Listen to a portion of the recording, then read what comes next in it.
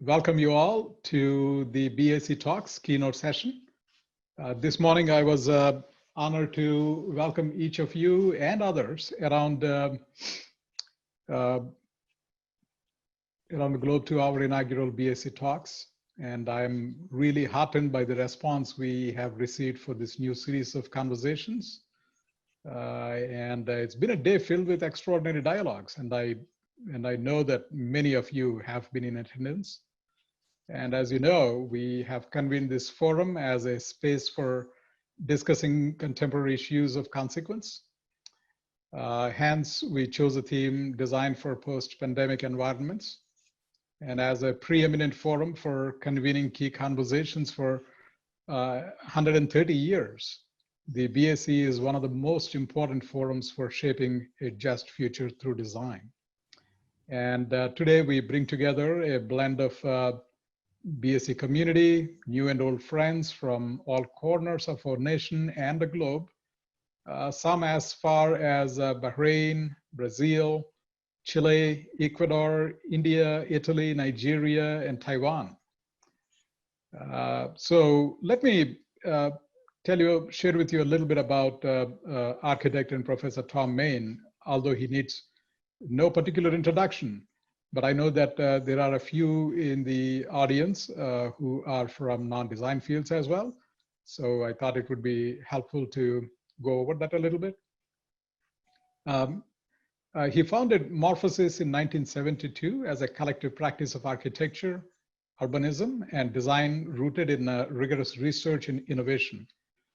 Working globally across a broad range of project types and scales, Morphosis is recognized for its innovative and sustainable designs for cultural, civic, and academic institutions.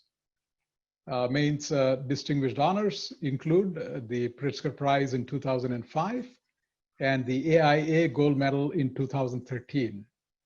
He served on the President's Committee on the Arts and Humanities under President Obama. With Morphosis, Thom Mayne has been the recipient of no less than 29 Progressive Architecture Awards, over 120 AIA awards, and numerous other design recognitions. And throughout his career, Mayne has remained active in the academic world. In 1972, he helped establish the Southern California Institute of Architecture, which, by the way, is, along with the BAC, the only other major independent private institution dedicated to spatial design in our country. Now, there has always been a symbiotic relationship between Mayne's teaching and practice, evidence in his concurrent position as executive director of the Now Institute, a research and design initiative focusing on applying strategic urban thinking to real-world issues. And of course, he is also a tenured professor at UCLA since 1993. Now, Thom Mayne's design work has been described as complex, coexistent with contradictions, ambiguous, political, offering resistance, imperfect, incomplete, energetic, rough, inexpensive, and collaborative, and many more. And very powerful to really top it all. And I think on a personal note, I would like to add that it is such an immense pleasure to interact with Thom again. Now, it's been 5 years since we have we've had the pleasure and privilege of talking together, and I had the pleasure of interviewing Thom about his childhood, his unconventional educational pathways, and significant moments of personal struggles, transformation, self-discovery, and many other lessons of life as sources of creative self-actualization. And that was one of the most humbling experiences for me, to see his passion for education and his devotion to students. So when I contacted Thom to speak here, he's fondly recollected his in-person visit to the BAC a few years ago, and he readily and generously and enthusiastically agreed to virtually join us today. and share his work and views at this momentous time in the world. So I am deeply grateful, Thom, for your warmth and friendship. You're so absolutely inspiring through your work, your activities, and your love for education. And on behalf of our students, faculty, staff, trustees, and alumni in the audience, I would like to extend a very warm BAC welcome. So, Thom, the virtual floor is yours. Thank you. So much. Take it away. It's like we were talking yesterday. Oh, I'd forgotten it had been 5 years. Very much looking forward. Let me see here. Let me get screen share. What I thought I would do today, and that would be maybe most useful for your students, is that given the length of time I've practiced, it's approaching 5 decades. I hate to admit it. I'm becoming an older guy. That it seemed to understand the current work would really be understand its development over a very long period of time. And I thought for the students especially, that I'm going to start with work that comes right out of school. And what I'm going to try to do is I've separated it into 5 development territories over this amount of time. And I'm going to define the kind of questions I'm asking, the kind of issues that I'm struggling with that develop the ideas that I'm showing you. The first territory, and again, I'm going to try to clarify what were the basic issues that took place within this decade I'm going to show you. And I think some of them would have to be extremely relevant today in terms of your development as an architect, because it started with autonomy and an interest or a belief I had, maybe a very naive one at the time, that architecture was an autonomous discipline, and I was going to fight for the autonomy within that discipline and the rigor that's required for that. And the second one had to do with a method of making. And again, this would be something I assume very, very close to your institution. And it had to do with an interest in craft. And it was a critique of growing up in Los Angeles and beginning a practice on Los Angeles, which had given up on any notion of any kind of a sophistication or beauty in the making of things in the Octavio Paz sense. And then the third was an interest in fragment or a conceptual idea of putting things together, which was the beginning of a discussion of part whole and a very classical kind of architecture discussion. And it was all connected to searching for kind of my first ideas of what I thought it was to be an architect. And by the way, this is going to lead into the autonomy started as something very isolated from the world. And I'm going to take you into something where I'm going to move much more into architecture as a social art form, which is going to be much more connected to what's taking place, of course, as you look out the window today. But at this point, I was absolutely committed to an autonomy and to an artistic kind of protection of a discipline as I looked for my ideas. And it started with drawings and sketches. They were looking for kind of organizational ideas, and they were all very abstract. And I was extremely interested in stream of consciousness kind of thinking. That was something not quite following some of the rules at the time were more kind of intellectual. And they were using drawings as a way of thinking. And again, as a young practitioner, very little bit of work. These are the product of my studio, and it was very clear at the time that we were constructing these works, and they were the output of our thinking that was going to lead to an architecture. And there was an interest in exploring multiple kind of forms of communicating visually. And then with that was the beginning of making things. And it immediately kind of pushed us beyond the kind of tradition. Again, I'm growing up in LA. I'm following the case study houses, very, very elegant, beautiful work. But it's timber construction and it's quite simple. And I'm critiquing again the limits that as I see, the method of making, and we're making now pieces of things starting with furniture, and we're learning, and we're casting, and we're looking at kind of the possibilities that move beyond traditional making of things, of the construction of things.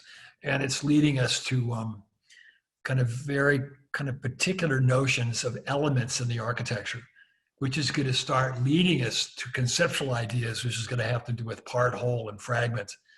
And we're going to take certain elements of buildings and give them a kind of heightened importance and an intensity that we're interested in terms of communicating the ideas that we're attempting to talk about. And all of them are, what am I trying to say? They're celebrating construction, and they're celebrating it in the act of construction as a dynamic act, the kinetic notion of making buildings. And again, as we're dealing with the realities of our work, that the concentrations are representing the focus of the particular work, where we can kind of invest a different type of energy and a different type of intensity, which is going to then be very much lead us into projects you're going to look at.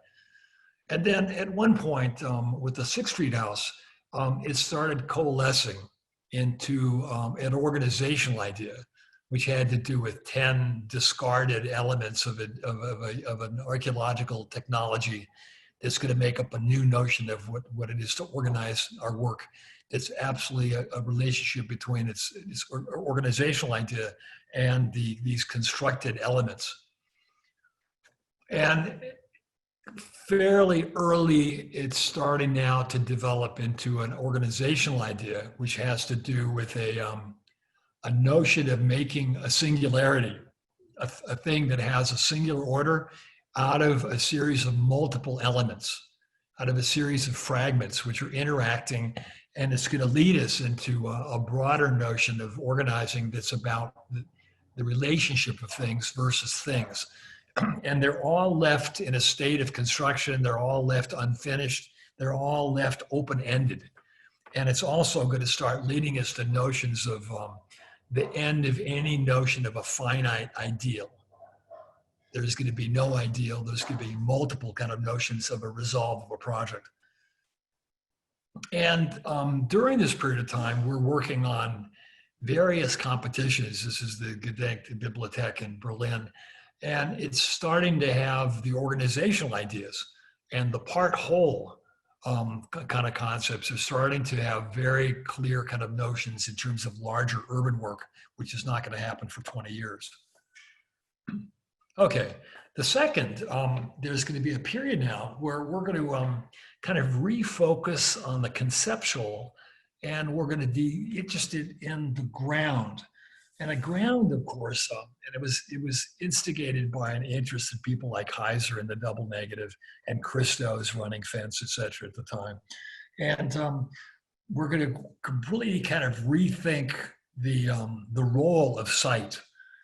And ground is not going to be passive, but active. And it's going to be constructed, it's generative, and it's sometimes dominant as a departure point of the work. And it's expanding the spatial and relational opportunities of architecture seen in a conventional way of active building, passive ground. And it's going to represent an architecture as an admixture of the natural and the synthetic. And it's a hybrid between typology and morphology. And it's starting to radically shift the whole role of man-made architecture in a conventional sense in landscape. And that here in the Chiba project, the building is becoming more and more a measurement device of landscape, and it's becoming much more kind of secondary to natural site, or in this case, again, a questioning of the nature of nature, a constructed natural site. And it's going to have an immediate effect on some of our first work. And so as we're working in Diamond Ranch, this notion of site is now looked at, and the very first idea is the whole project was seen as a constructed landscape. And it was seen as a kind of an expansion of a site condition. And then, of course, with this, we're going to be starting to move into architecture as a social act, which I'm going to talk about later. And then again, in Klagenfurt competition we won, we're looking at something that, again, is seen as very much an expansive site as a primary idea. And the computer's creeping in here, and we're starting to understand kind of drawing is taking a different role.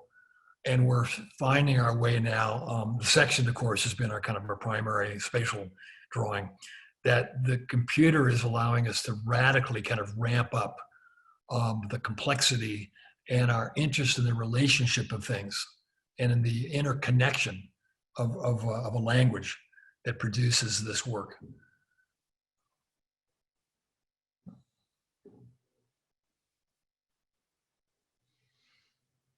And of course, this notion of multiple elements and the building made up of a series of not one order, but a series of various orders leads us to kind of advancing complexity and diversity and differentiation. And the differentiation and the idiosyncratic have been a passion from the very beginning. And we're looking at work that has multiple kind of, a takeaway, an understanding that develops a huge amount of kind of diverse spatial types, organizational types.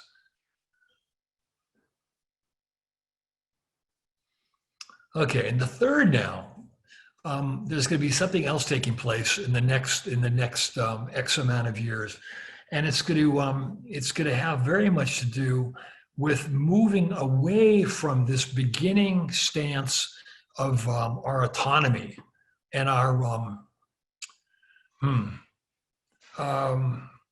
a very kind of aggressive an idea of architecture as an isolated art form and challenging kind of normative behavior.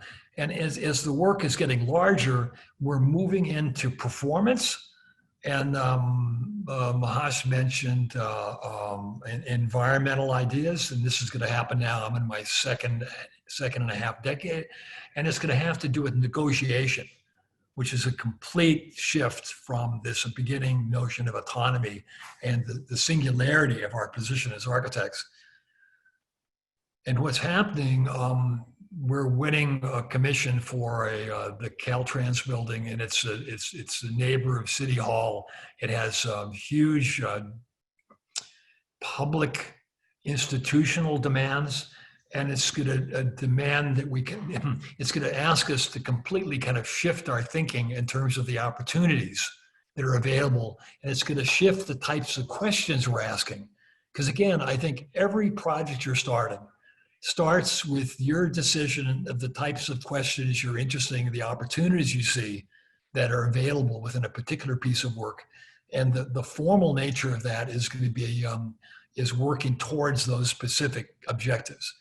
And in this case, it became very clear that both performance in terms of its occupation and the various functionalities, the relationship of the site and the public space, and the notion of energy became absolutely kind of instrumental in this piece of work.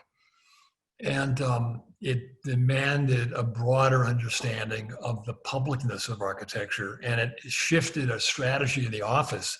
It hugely changed the culture of the office, is that we're now negotiating our own private, personal, subjective architectural interests, formal, I'm talking about, with the demands of the project as it's understood by a large, a complex, multifaceted client. And my drawing, yeah, it allows us to do this stuff or this. Right, and it's a process now of making agreements between client and our own personal architecture formal interests, and then again something that is seen in various modes in terms of its publicness and the use of public space. And then again in San Francisco, what's taking place now is we're getting a denser workload. We're now finding this scale of work more typical. And as we won the competition for this project, we were using Caltrans as more or less a model, and we're going to produce a building that removes air conditioning. It's the first tall building in the United States that took air conditioning out, and it's going to be highly performative in social terms, in public urban terms, and in energy terms. And it's going to have an operational double skin. It's going to have a complete kind of reworking of the social order. These guys here all become meeting spaces. We spent a huge amount of time discussing the nature of the workforce. This is 12 years ago, 15 years ago, that had to do with the shift that's connected to the dot-com era, et cetera. And the notion of a building that's made up of elements, of fragments, of these discrete pieces is still evident. So I showed you in the very beginning of the residential work, and the little fragments of buildings is still showing up here, and it's totality. It's a whole that's made up of a very different notion of parts, where the parts have a much more autonomous kind of understanding of making up kind of a new definition of a comprehensive, of a coherent thing. And then again, the interior, this now is the major federal building in San Francisco, and it needed a presence. It's a building that's going to be around for a couple hundred years. Well, that's another question. And it needed to have a presence and an iconographic sense that represented the federal government. And again, the element of making, of structure, of materiality that started from the very beginning is still now part of this, the idea of this, and is evident in its making. And then the north face, that has to do with a very different notion towards energy that's guiding in air. And again, this one building powers 600 houses is the metric, right? In terms of the delta. So 10 of these would be a little community of 25,000 people. And again, we took, I got a thing here. How do I get rid of this? There we go. Okay, here it is. Yeah, 10 of these equals a little town. And so again, we're getting involved in yet another kind of territory of micro, macro, and understanding the consequences of architecture as it makes up larger communities, and the relationship of that to the responsibilities in terms of sustainability. And then things happen. This is quite recent. I thought you'd enjoy this. That architecture is the iconographic nature of architecture is definitely understood. And recently on Fox News, with this whole notion of federal architecture that came up, which is part of the insanity that's going on right now in the federal government. They used our building as an example of bad architecture, and they pick it out because it's clearly contemporary and not totally overloaded with the historical, but looking at new, innovative possibilities. And we thought it was quite interesting that they used our building as the symbol of their notion. And then in Eugene, just after that work, we got a second federal building, a courthouse. And again, this is now where this idea of my position as an outsider that's protecting, in my mind, is protecting the autonomy of the profession is completely shifting. And I've got a client that wants this, that wants to build Cass Gilbert, which of course is a completely modern building. If you know it, it's a steel frame and it is modern, it's blah, blah, blah. And we're gonna give him this. And it's gonna take place over a year of conversation with the Chief Justice. And it's gonna have to do very much with, at this point of time, working with the digital world, and which includes three-dimensional models, which vastly accelerates our reiterative process. Because from very early on, we're producing something and then critiquing it and producing something else and it keeps going through a process that takes us to some final conclusion. And again, like all of the work, it starts from a conceptual idea. In this case, it was a kind of idea of the randomness of a series of rocks falling in a pond, and something, again, like the first drawings, they would connect to a stream of consciousness that there makes no sense of even understanding. And it led us to kind of the notion of a series of skins. And then, this wasn't supposed to be in here, it's the wrong time. We're now working with a computer in a way that is starting to completely change our ideas of organization, and that we're constructing something 3D, and the section, which is now a CAT scan, is free. And this is going to take us through all of the work, and we can inhabit it. And this is going to make an enormous kind of shift of how we're developing our work, is that we can connect conception and perception.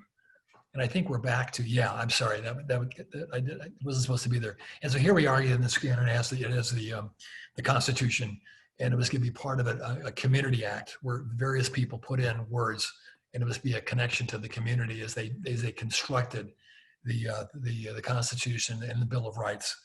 And it was a broad kind of a social idea of the embedding of this project in the community, and then the work from the exterior. And then an interior, and it's going to be filled with historical references. It's a piano nobile. It's going to be the courthouse I'm going to show you in a minute. Is going to be filled with the notion of the one-room courthouse that was the beginning of the U.S. model. And it's going to be open-ended. And we had hours and hours of conversations about the nature of the Constitution, closed versus open, fixed versus open, et cetera. And the building for us was very, very important to document the openness and the unending kind of set of questions that this document changes to. And then you're going to find kind of an entry into a courtroom, and there's going to be a shift again. And you're going to come into a one-room courthouse. And again, I can spend an hour just discussing the nature of this in terms of the relationship of the jury and the assembly and the prosecution and defense and the guillotine blade that's coming over the judge and the light over here, and the history, the connection of this to the history of the courthouse. And then as you understand this room, you understand the exterior. You understand the shaping, right, of the outside, which is nothing more but a collection of these courtrooms. And again, lucky us, it shows up again in Fox News as another ugly building, and that apparently frightens them. And of course, what frightens them goes back to my initial instincts of starting the firm and the autonomy again, is that we're thinking freely. This is nothing more than asking a series of questions, and it's the result, the physical manifestation of a process that takes place as architect and client discuss a very, very complex project over a 2-year period. And it seems evident today at this particular time in history that these images are frighten people, because clearly we're thinking in an innovative way, which is not restricted by past principles or dominated clearly by inventions or notions of what the past is. And then we're showing up in New York, and we have we won a competition for the Cooper Union, and it's an extremely kind of interesting school. It connects engineering, architecture, and art, and it's about the energy of the city, and it's documenting that energy in a dynamic form. And we're becoming more and more focused in our questioning of locating the problem, because the building already had a extremely, what happened here? Okay, it had a given shape that was already came with us, and we're now using that given and inventing something else. And the project had to do with locating a connective tissue, and it had a very particular. Here we go. So here, this is kind of a given, et cetera. And we're going to define the public connective tissue, which is the essence of the school. the dialogue, the conversation, the relationship between art, engineering, and architecture.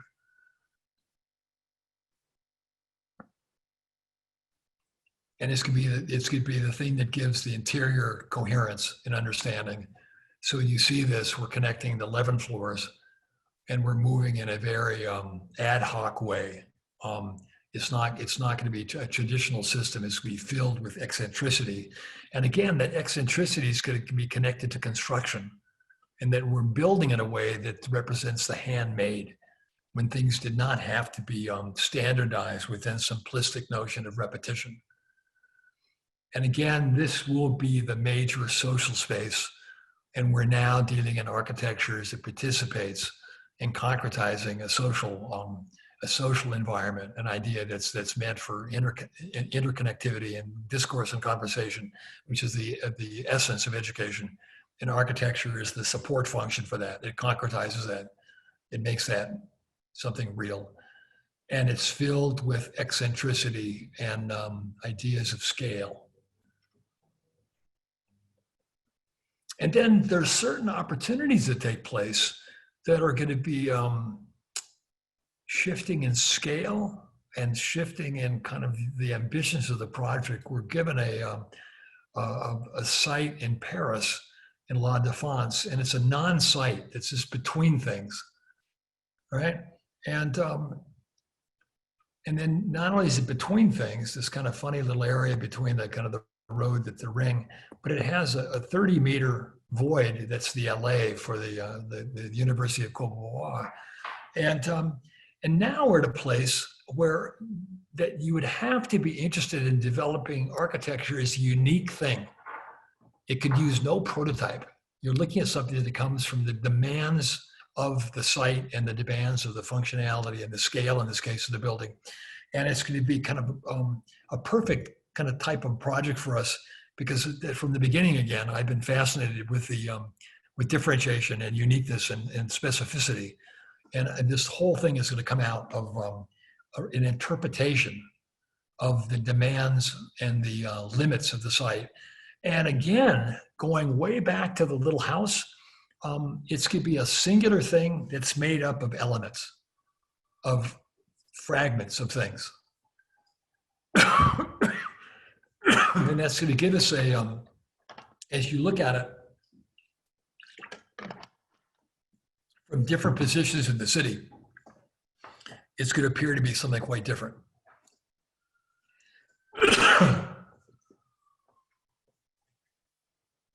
Okay, the fourth part. Something's going to take place now that's quite different. And this is turn of the century, that we're going to, now we're going to be getting projects at a kind of a very different pace.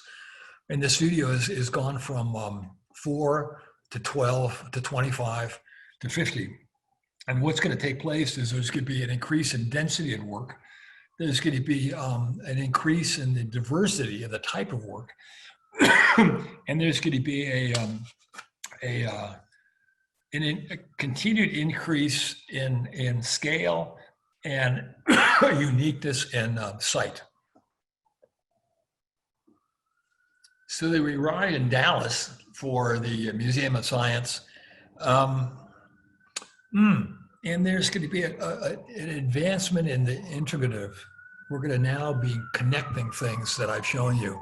So from the very beginning, the site's going to show up, the ground, is a primary factor in the idea.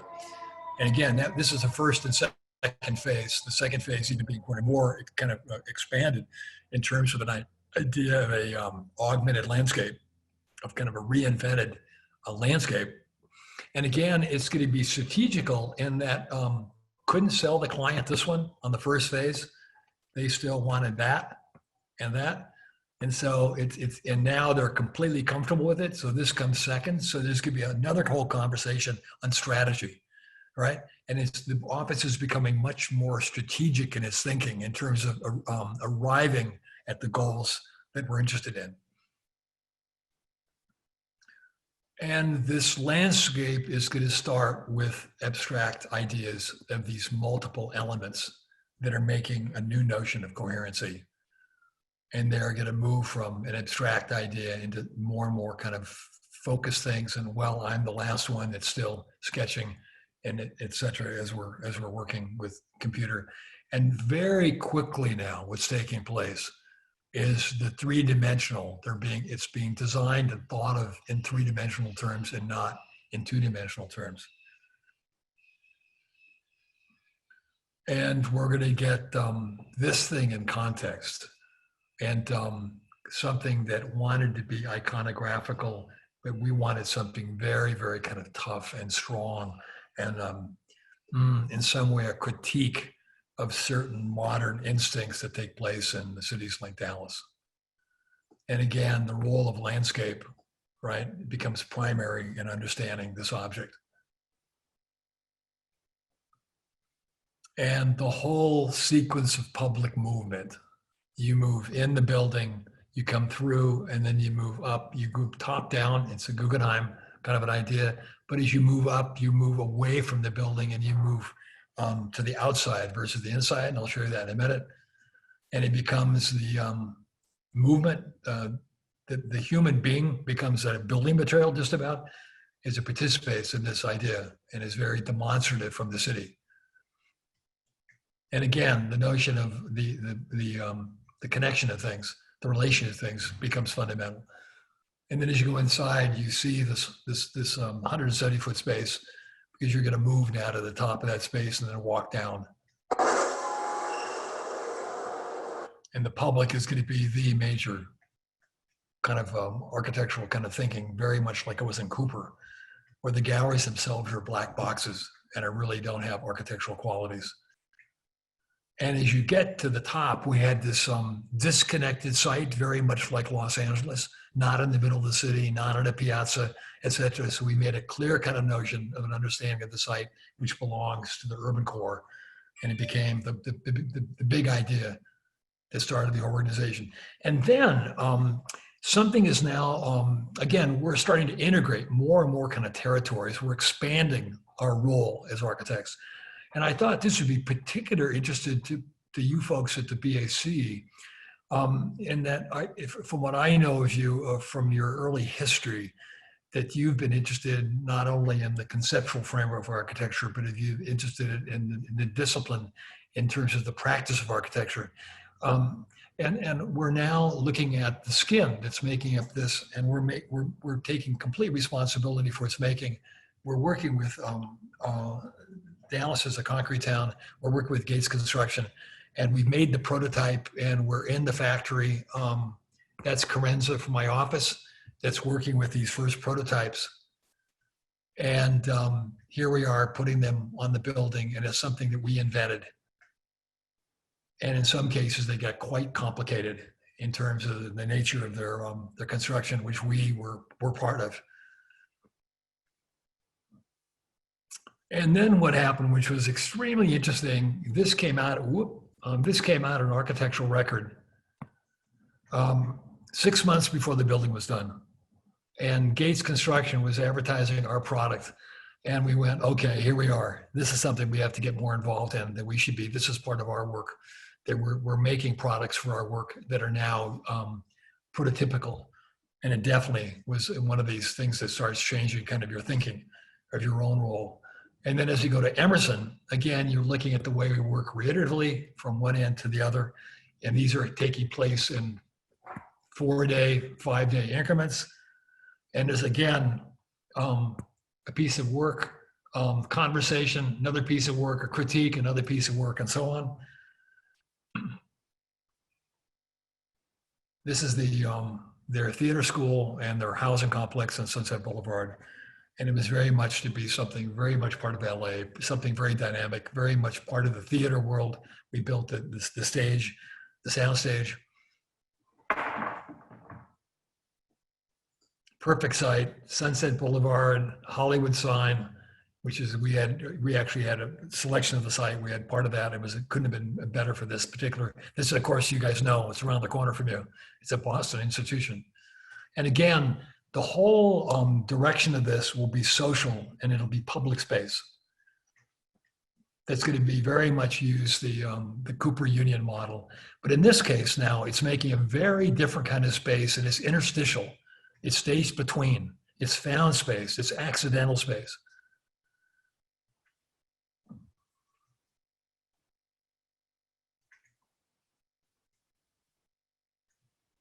And then again, very much like Dallas, we're developing the skin of the more complex form, and we take responsibility for that. And in this case, we're working with Zahner out of Kansas City. And it's leading us to a very different way of constructing, be closer to the automobile industry or the aircraft industry. And it's the most efficient way to make this kind of form, et cetera.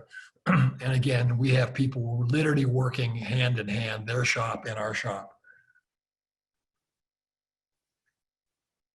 And we're working on the skin, and we're taking incredible responsibility. We're literally taking a 4x8 piece of concrete, and the shaping, the language of these is coming from, it's being documented, or it's being augmented, or it's being developed by the technology of the material itself and the cutting and the shaping, et cetera. And a huge amount of the design process is embedded in the constructional and in I'm trying to say the developmental process of the product, where we have, again, we're looking for a very differentiated skin, and we're giving them a map of the what do we have here? The 16 different elements. We're literally showing them kind of where they put them on the facade. And we're, again, a complete participant in this effort to make this. And again, you saw it going way back to Caltrans and then to San Francisco. And we're getting a little more sophisticated in terms of the kind of advancing the kind of character of these facades as they become more and more handmade-like. Then again, at Cornell, and again in our building, which is an energy-neutral building in New York for Bloomberg. And then this is kind of one of our more recent kind of pieces of work. And we're now have kind of advanced the facade in its terms of its material and its formal idea, but we're heading someplace that'd be very hard to do in this country. We have people here that can do this. This would scare people in the States. And again, an interior that's going to reflect that kind of materiality. And it's going to be made, this is it's the Cologne Group, and they make high-tech fabrics. Your airbag probably comes from this company. And we're using their fabrics, 6 of them, to make this interior skin of this main interior space, which become also the lighting elements of this connective space.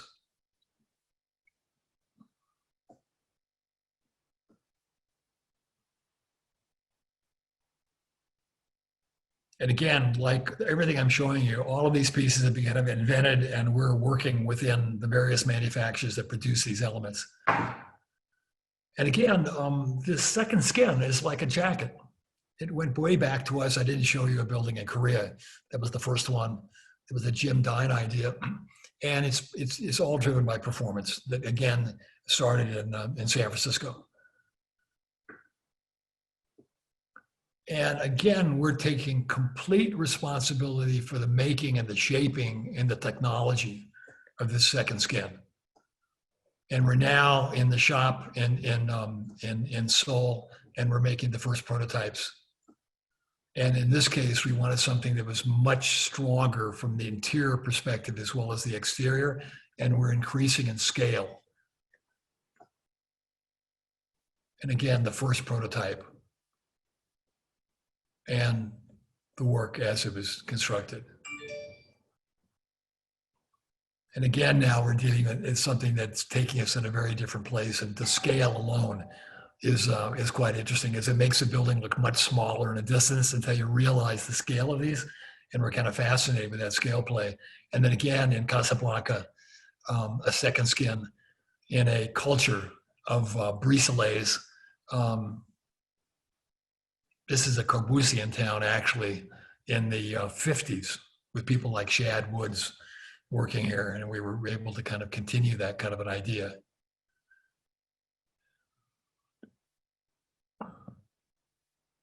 and then a tower that's just being completed in Shenzhen. And again, now we're working with, we're still expanding ideas that we've worked on for X amount of years. We're taking the differentiated floor plate of San Francisco GSA, and we're expanding that and making it quite more extreme from the lower floors to the upper floors, so that essentially every floor in this building is different. Under construction, oh, I didn't mention, and it has a isolated core.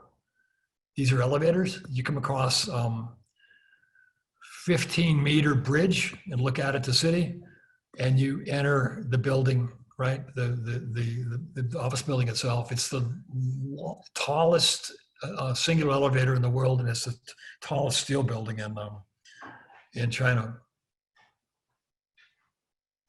Photographer has an interesting position there, doesn't he? And as you're crossing these bridges, this is what you're going to see. You're looking through that space at the city. So morning, evening, whatever, as you're coming or leaving work, you're engaged in the city prior to entering into your workspace. And then a work that kind of summarizes, in a way, kind of everything I've talked about, that starts from organizational ideas that come from drawings or from explorations that are two-dimensional. And so here I'm showing you very purposely kind of the drawings and their relationship as they become kind of plan-like, or they're somewhere between a sketch and a diagram and a plan. And they're going to come apart now in terms of systems. And I can discuss the nature of conventional building typology versus green space, et cetera. So you can see the whole building to start with is 44% landscape. And add to that the 27%, you've got a majority of the building is essentially seen as an exterior condition. And now I'm showing you very kind of clearly the series of 5 systems that produce this idea of coherency that gives us maximum differentiation.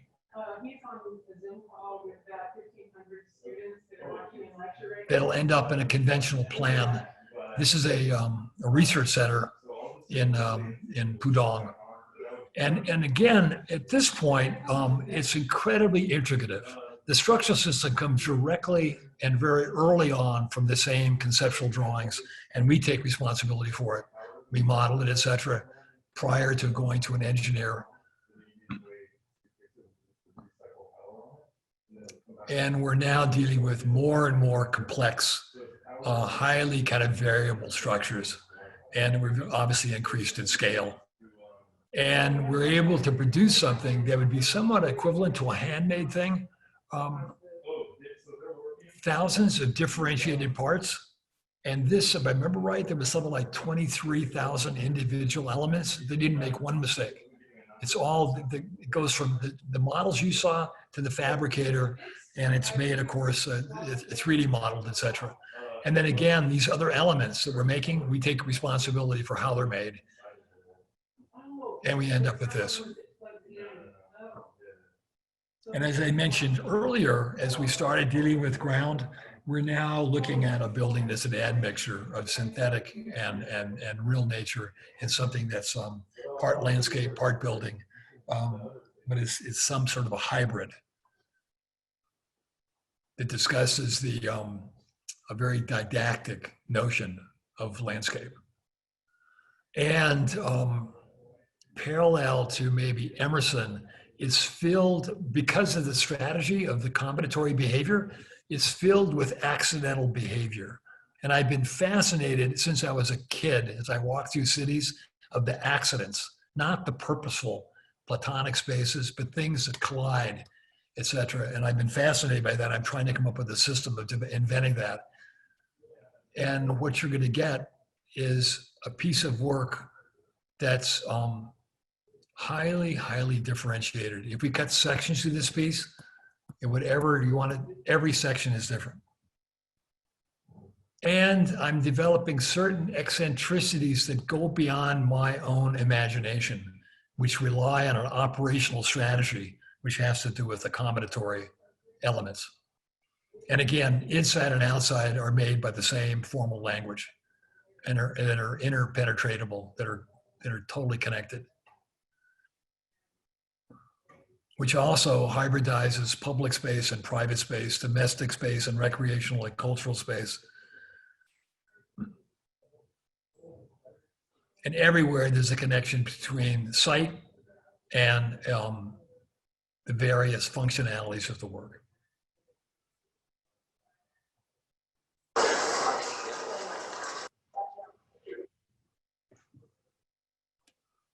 And again, this is all a single complex. And I'm showing you just bits and pieces of the spaces which represent a collective coherency that are all quite unique. Okay, I'm about to finish. The last thing I'm going to show you very much has to do with a continuation of this giant project.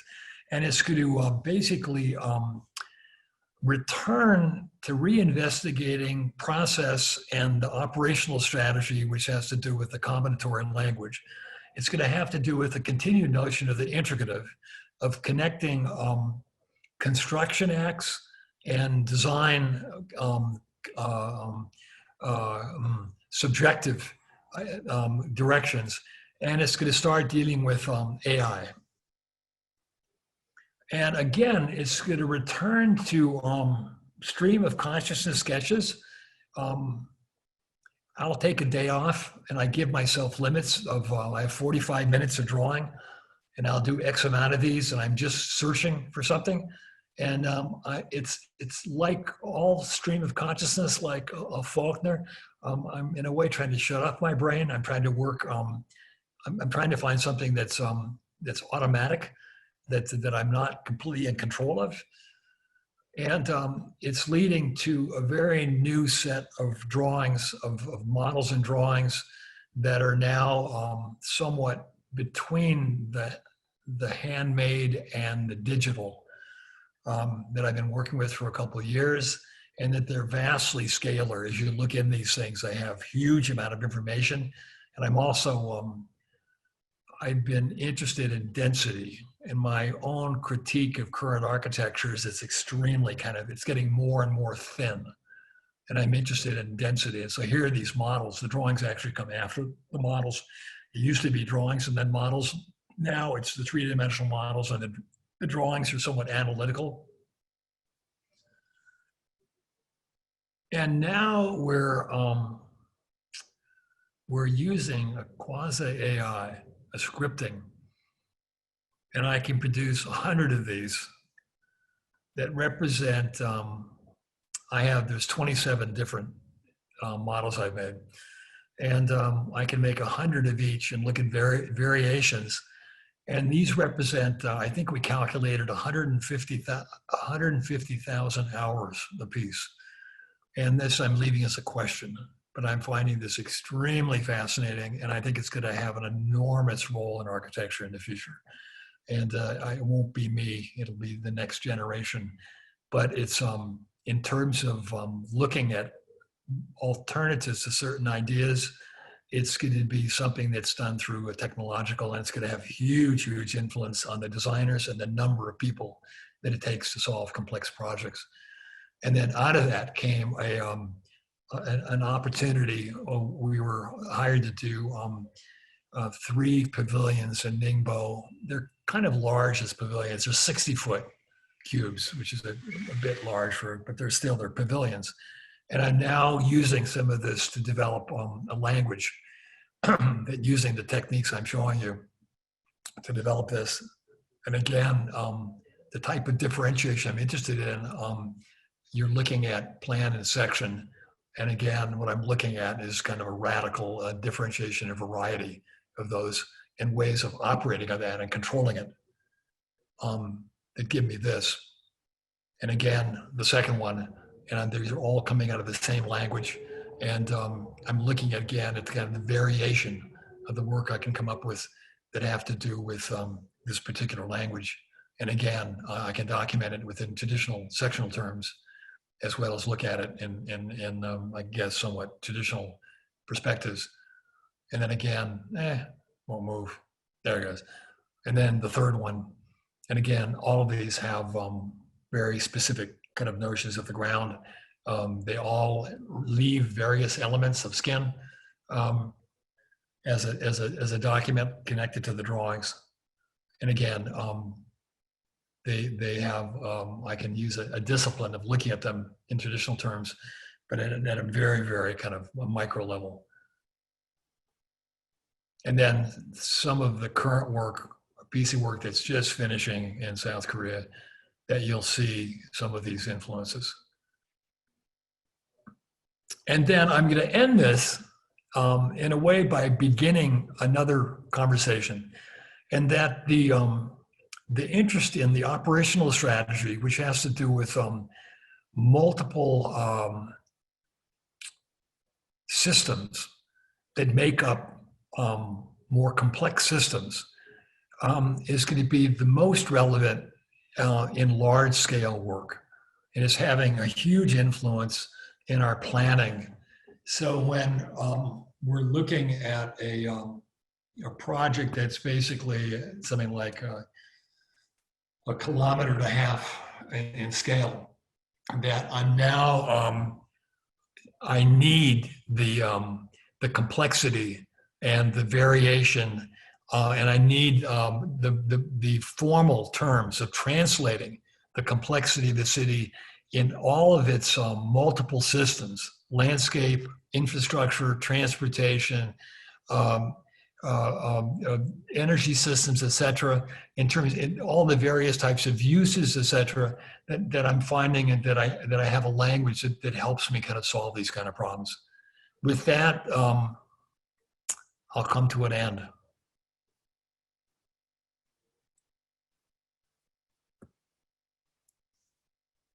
Mahesh, do I get rid of this and see people? What do I do now?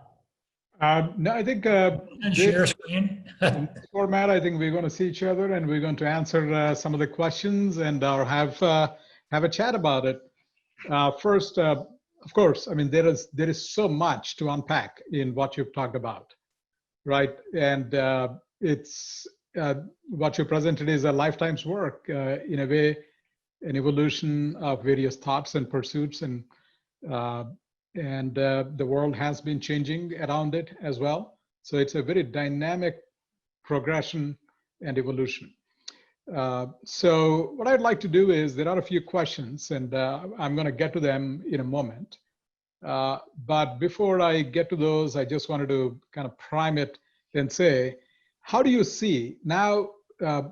We've looked at what was done, or what has been done in the world before, shall we say, the pandemic, and the world before, the issues of social injustice, and so on. So new themes are emerging. How do you see going forward the possibility of work, the role of architecture? Yep, I knew, given the nature of what's going on in the outside world in the last 6 months, in the last 3 months, I knew you were going to ask me this. It's funny, I'm unlike a certain amount of people. The world is not going to, it's going to look like it looked like 3 months ago or 6 months ago, and in another 6 months or a year. And New York Times ran an interesting article this morning on tracking disasters and looking at the percentage of deaths and that kind of thing. And if you really were looking at a horrific event, you go back to the plague. It killed 1/3 of everybody in Europe. It was a serious thing. And this is, if anything, I find this actually quite fascinating in that it's something that forces us to understand the inexplicable connection of us globally, and the undeniable global nature of our world in economic and social and political and ecological terms. And I'm like you guys, I wear this coming outside, and I've also find it incredibly interesting. The cultures that have had less severity of this, strangely or unsurprisingly, are social cultures. So why is it Japanese don't have a problem taking care of their behavior and not passing on a dangerous virus And why do Americans, because I would have said we have one of the least sophisticated notions of freedom. If you're interested in psychology, it'd be Freud, it'd be from. Freedom from versus freedom true. Freedom from is a very primitive notion that escapes your parents. Freedom to is a creative act, things that we're interested in too. And unfortunately, we seem to be dominated by the freedom from kind of notion, and an incredibly unsophisticated, an uncontrolled kind of notion of freedom.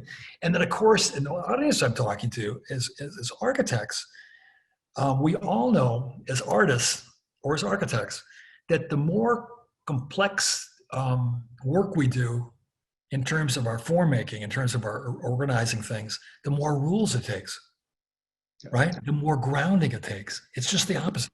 Right? And if there's anything that'd be a subtext of what I would say and I talked about today, it was that the increasing role of rulemaking and the increasing role of various types of conflict and constraint. If there'd be one element I would shift with students today, understand constraint. To think you can just do something and do this, absolutely absurd. I would have said that if the projects you're looking at, it's over 90%. I showed you the very end. No, the pavilions are mine, and pieces of the giant are mine.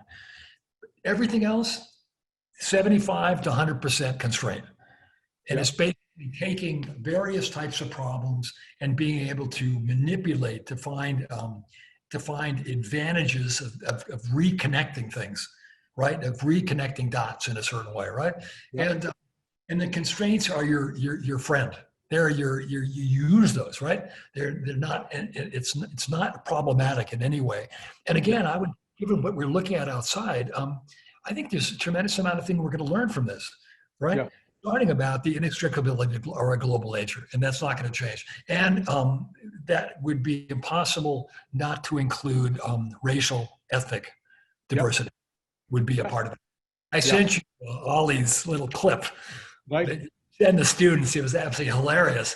But and it's we're just in a heightened state right now of understanding that, right? Yeah. What's interesting is you and I are you're talking from your home, and I'm at my home, and people are at their homes, and we are having a very intimate conversation as opposed to, shall we say, a huge auditorium where we would all normally gather before COVID times. And in fact, there was a question about, do you miss the applause at the end of the talk? It's a good question, right? I mean, it's like, if you and I are meeting around a kitchen table and chatting about things, there's no applause, right? But you did hit on something. There are several times that I'm talking that normally I would have social cues. And I'm absolutely, in fact, I think we've been together a couple of times. I'm known for talking to the audience and I'm looking for social cues. And when I see somebody do something, I'll even call the person out and go, wait a minute, did I miss that one or something? And I have to say that's, again, reminds us of the importance of physical social connection and how the differentiation, it's not going to go away. In fact, in some ways, I like working like this better. It's much more kind of focused and concentrated, but it's not singular. It just differentiates why you need to sit down with someone personally, right? That it's a radically different thing. Yeah. And it's also, I'm finding from my staff, I may have got a group of people that my office, I'm convinced, will not be the same after this. We're going to have many more people. Well, this is nothing new. Google or YouTube, a lot of people have done this, but we're going to have people working on a 3-2 schedule. And I have a lot of my female staff that have children are going, I get 2 more hours, no commute. I have better family time. I'm totally capable of working at home. Architects are serious people. They work hard. We work hard, right? It's not an issue. And I can see, by the way, you can drive in LA now and get places in 1/3 the time. The air is beautiful. I'm going to take a walk after this and I can breathe air in the smog. And it reminds us that actually this wouldn't be a bad idea to, because of the reality of affordability of housing in the urban environment might be the singular issue. Right. Right. And of course, I think the very notion of, as you said, the notion of parenting is changing. And, you know, my wife and I, we take turns That in gives doing various things. huge And option. yeah, it's changing the notion of work. Now, I think if I could change the gears a little bit and get to the questions from the audience. There are a range of questions. So what I'm going to do is first, I'm going to go to students' questions. Particularly now, you have seen many recessions, although nothing like this one, perhaps. And you may have seen some challenges right from your student days throughout your career. What would be your advice to students who are getting out into the world now and saying, how should we deal with this? Should we pause our lives? Should we pause our education, our careers? How do we look at it? Can you give them a perspective on this? First of all, in no way am I showing this as a model for the existing class of students.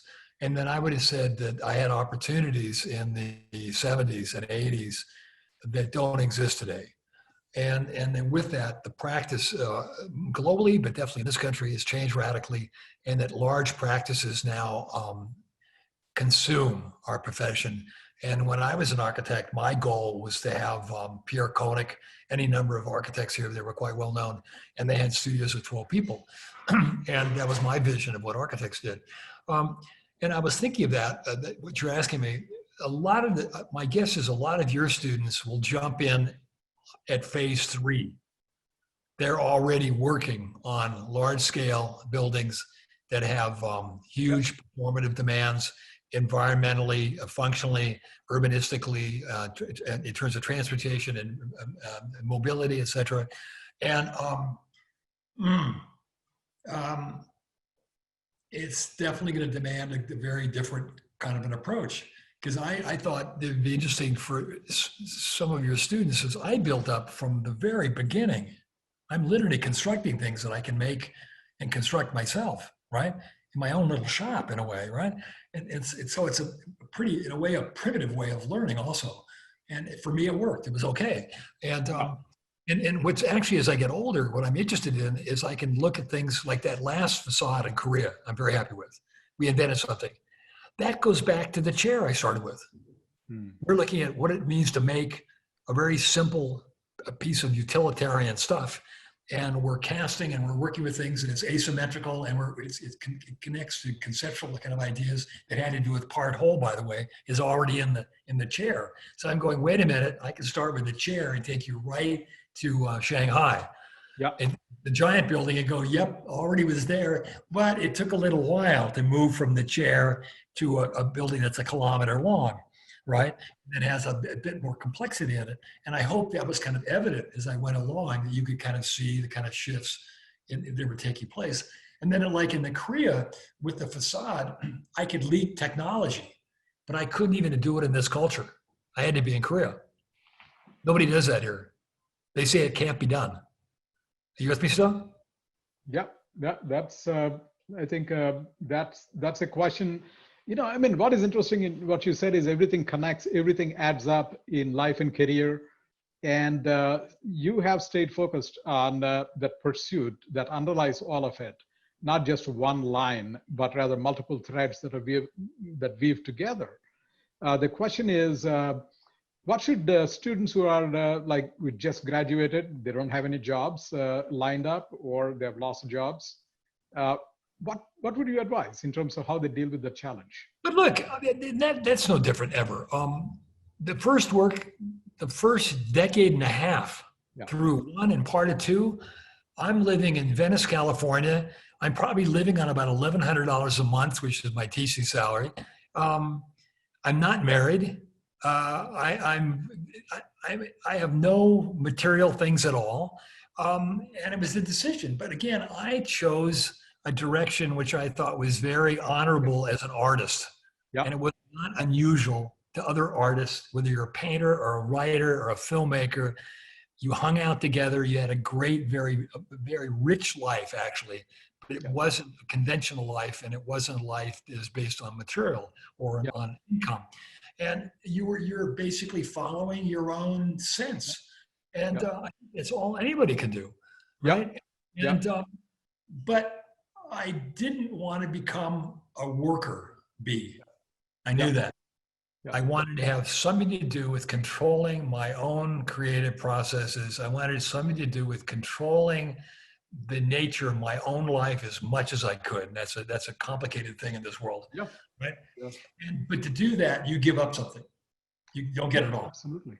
Yeah. Right? I remember when we spoke last time, you talked about really well into your late 40s, you were in that particular mode, right? I mean, the notion of success or stable career are really myths or, elusive, right? I mean, staying true to one's pursuit, creative pursuits in particular, that bring fulfillment to you, to Yeah. anybody.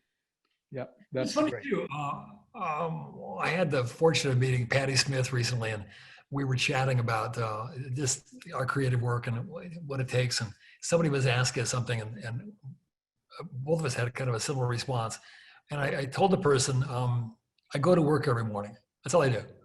I do it every morning, and I do it consistently, and I've done it for decades. I get up and I go to work, and I do the best I can, and I do it quite a bit. It might be 6 or 7 days, but I literally, and I don't get carried away of where I'm going or what my future is. I just go to work and do my thing, and stay focused on what you're doing. And it can be some very small scale thing.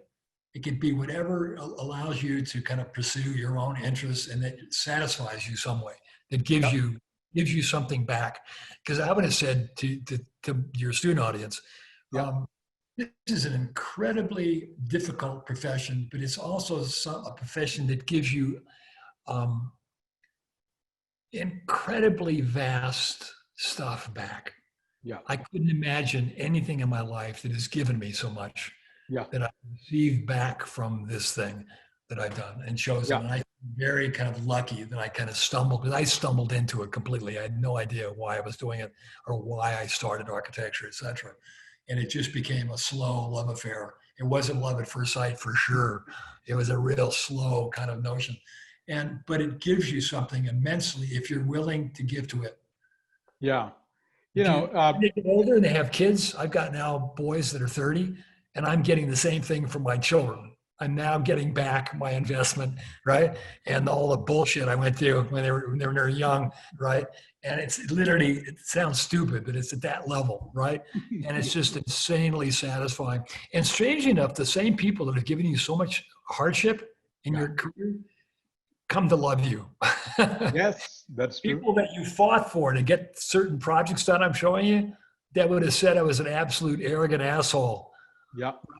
Honestly, later on, the building turns out and everybody likes it, and all of a sudden it's like love. It's a love affair. It's hilarious, right? Absolutely. Now, changing the gears a bit, and there was a question about, and this is a question that has fascinated me too, particularly in light of what we are learning with the pandemic at an urban scale. What are the notions of density?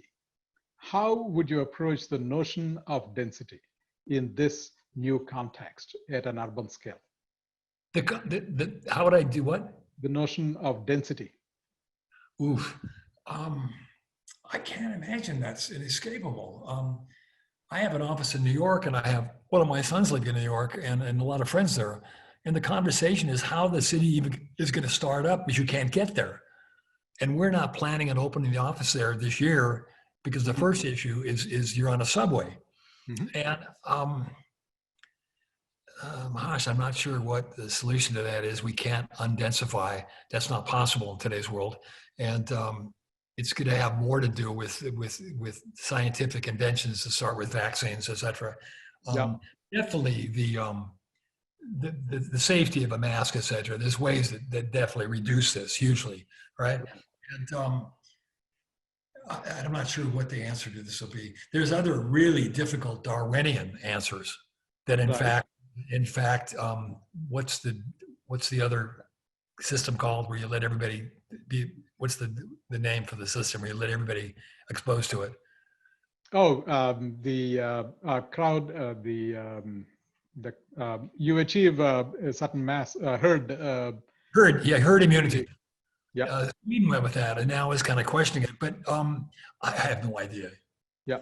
Yeah. And you're talking to somebody that's 76 years old, so I'm the one that's going to be gone. So I just, no, it's a difficult one, but it's not going to, it cannot change the nature of urban structure. That's not possible. It is the other way around. We have to understand how to contain. It's a living organism, and it's absolutely solvable, like all problems are solvable. And lucky, I think it's actually easier that it's a scientific project and a biological project versus a social one. I think the social, social, cultural ones are the ones I'm more worried about, that we can solve those. Absolutely. And I know that there are a lot of debates out there about urban density in light of, the pandemics and all that. But I love your answer, which is that we don't know exactly how some questions are going to be answered. We just have to work with them, adapt and evolve and understand, and then see what emerges. There's another question. I'd like to take a different line of inquiry in your work. You've talked about you're beginning to employ AI or quasi-AI, as you talked about, and certainly digital production, robotics, and such. So do you think that we have lost the act of serendipity? This is a question from Michael Joyce. The essence of your drawing as an act of making and discovery. How do you reconcile these? And that's a good question about AI and digital making and the act of drawing and making. Well, I showed you an original one, and then I took that and we scripted it, and I showed you 100. Mm-hmm. What's really frightening, 50 of them I thought were better than the one I did. I meaning whatever that means. And we're looking at, first of all, it's based on certain ideas that there's no such thing as an ideal anymore. The ideal's gone. And now we're also looking at the cultural difference. Would everybody pick out the same one? And I'm going to say, of course not, because aesthetics is usually culturally driven. And but what's more, I'm not sure what to talk about it. I think it starts questioning the number of designers we need and the nature. Mm-hmm. I would have said if I was coming out of school, I'd want to beef up technologically, and it'd be no different if you're in medicine or dentistry or law. My son's in law school right now, and he's a computer whiz and is having a huge effect on the law, the discipline. Interesting. And today, like medicine, I think you're going to, unlike past generations with T-squares, and it was only 50 years ago, it was an incredibly simple discipline. Right. I think it's going to be much more demanding because more and more people are going to look for what I showed you. Yeah. Meaning I can look at 100 alternatives of something, and what's going to happen is that was a very simple organization made of 4 elements. I can now start programming that, and it's going to be performance driven. Like we're already working on it and giving it now.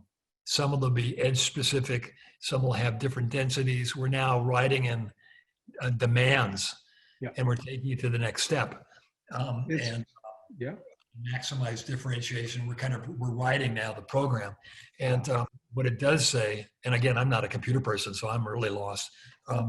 There's no question that the demands are going to increase to stay relevant.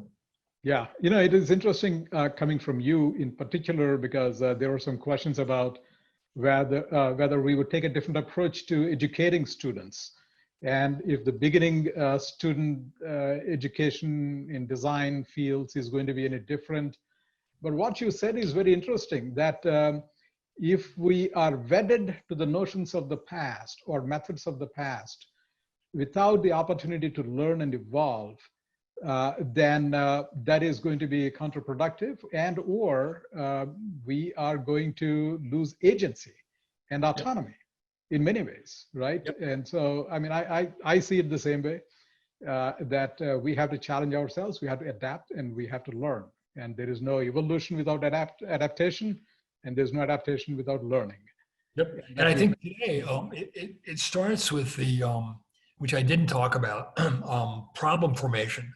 How you, I mentioned it early on, but each of those every project started with the formulation of what the project was, what the opportunities were within a particular project. And I just said today, at a macro level, there's a huge discussion in terms of defining our architecture's project other than the formal on its own as an isolated project. And I would have said my example would have been the Tesla, which we happen to have. And I looked, and being in California, I was aware and I've known of Art Center. Art Center, up until maybe even currently, I have no idea, but up to very recently, were shaping automobiles. Mr. Mux doesn't even start with the shape. He completely redefines the essence of the automobile, and it starts with a macro decision to change air quality in a city. And he knows that most cities, it's somewhere between 35 and 55% of pollution comes from vehicles, right? And so number one, he has an enormous macro project, which he makes clear. And then second of all, he deals with performance, and he develops a very average passenger car that can outperform a $500,000 Ferrari or Lamborghini.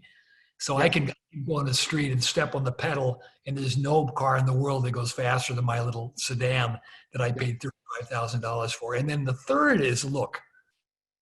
And if you can see, it's now iPhone. It's okay. It's right, but it's not the product. It's the third. And I think that makes a reasonable, a little bit simplistic, but it makes a conversation for what architecture has to be if this could be relevant. Fantastic. And so let me say that, it's refreshing to see how you maintain an open approach, that you keep open to the possibilities constantly, and you're always learning as an individual, and you are teaching in that particular mode. And there's so many questions that are like, I would love to take your class, or we wish you were our teacher, and you say, yes, you are our teacher. This evening, definitely speaking to many students. Let me pick up. Can I add to that? You don't need to take me. You don't need to take anybody. If I don't like giving advice, because I don't think it makes sense, but I'll do it anyway. Again, today, you're aware and alert. Yeah. And the alertness is everything. And you're staying alert because you have to stay relevant. Yeah. And you want to maybe be relevant culturally, and that's kind of your own business. But you need to stay culturally in your discipline, because that's your work. That's what you depend on to make a living, right? Yeah. And today, it's incredibly important to be in that awakeness, and that continual observation of the world around you, right, is actually a necessity. So I'm going to take a heavy question, but we only have a couple of minutes. So I'm going to acknowledge a question and see what we can do. The notion of when you talked about the publicness within the projects, movement of bodies within the space, and we're talking about constraints from a racial justice, social justice lens. In terms of how some bodies are restricted, constrained in the ability for them to move through space, through the cities, through the world, particularly in a racial context. How do you see them now? Are you talking about the freedom of moving in public space? As well as, for example, if we take, certain marginalized people who would not be able to move through the space or spaces in the same way, privileged might. Look, as architects, we can definitely be